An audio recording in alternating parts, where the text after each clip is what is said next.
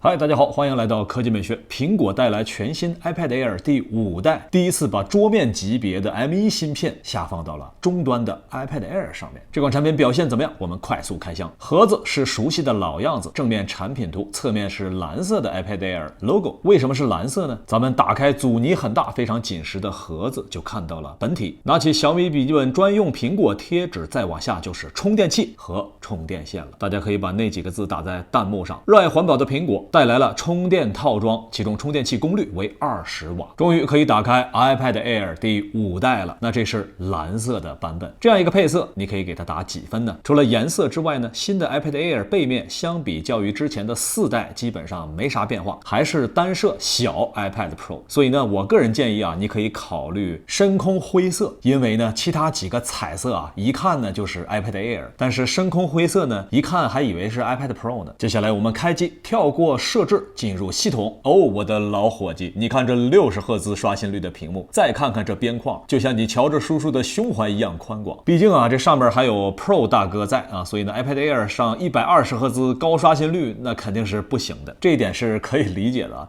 但是这个边框咱能不能再收一收啊？这个方面你其实可以和 iPad Pro 看齐嘛。这种事儿你们可以花点钱嘛，花不了多少钱。进入设置，出厂搭载的就是 iPad OS 全新的 15.4 版本。升级之后啊，有很多变化，音量调节呢也发生了变化，你看出来了吗？苹果这次全新升级系统呢是桌面端全系升级的。比如说最新的通用控制，你可以用一套键盘鼠标控制你身边所有的苹果电脑和平板。想要使用通用控制呢，笔记本和平板电脑都要升级到最新的版本。升级之后，点开显示器选项，勾选通用控制里面的前2个选项就可以了，第3个一般不用勾选。有些同学更新完之后找不到位置啊，需要注意啊，在 Mac 系统当中呢，是在显示器这个选项里面，点开之后右下角呢就有通用控制，点开之后你就可以选择键盘鼠标控制另外一台设备了。当然我们看到啊，这2台设备摆放的位置分别在左右，如果你把它呢摆放在左边，那么就调整一下这边的位置就可以了。上下如果有其他的显示器都没问题。iPad 里面呢，首先是来到通用，然后我们点击隔空播放与接力，点开之后呢，这里有光标和键盘，就可以把两边的鼠标键盘完完全全的通用了啊。当然其实现阶段还是一个测试版本啊，可能会略微有点卡顿，但是呢基本上还算是比较流畅的。全都设置好之后啊，我们就可以非常方便的从一台设备当中把资料、图片、文档、视频拖拽到另外一台电脑当中，确实非常的方便。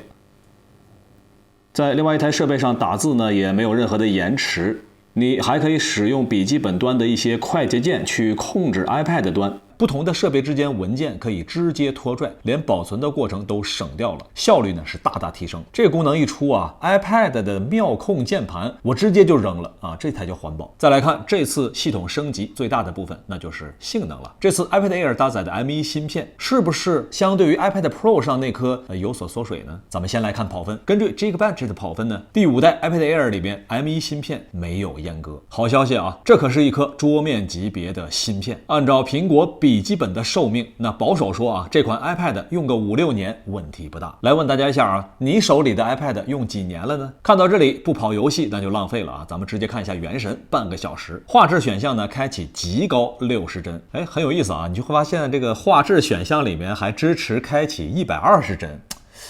我明白了，这是暗示以后苹果会给 iPad Air OTA 升级到120赫兹高刷新率吗？实测室温26度的情况下，半小时原神平均帧率56.8帧啊，这个表现还是不错的啊。帧率呢，相比较于很多骁龙8阵1还要更高，而且大家都知道，原神的在 iPad 里面画质它是不缩水的，综合实力看起来是很强。当然有一些特效比较多的时候啊，会有轻微的掉帧，但很短暂。温度方面呢，只有在处理器部分啊有一定的较高的温度，而手持的部分呢是不发烫的。从以上的表现看啊，如果你使用 iPad Air 5来做游戏主力设备的话，在性能散热上是完全没有问题的。但是呢，它和 iPad Pro 是差不多的重量，你要玩游戏为主，建议呢是慎重考虑一下 iPad mini 6，当然他们俩都没有高刷新率。在其他体验方面， iPad Air 5呢依旧是真的假4扬声器。市值第1啊，人家大半夜的还加班。Good morning。首先亮相的就是全新配色苍岭绿 ，iPhone 13和 iPhone 13 Pro 都绿了。iPhone 13绿了。